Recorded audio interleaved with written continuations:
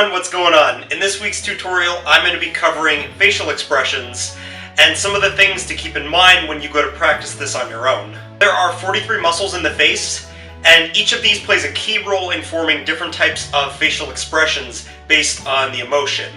The movement of these facial muscles will cause the skin to move around in a variety of different ways, and it will also cause the shape of the head to either expand or contract because of the movement of the jaw.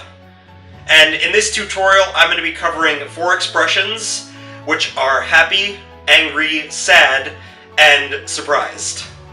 So, with that being said, why don't we get right into it? And I hope you guys enjoy it and take away a thing or two.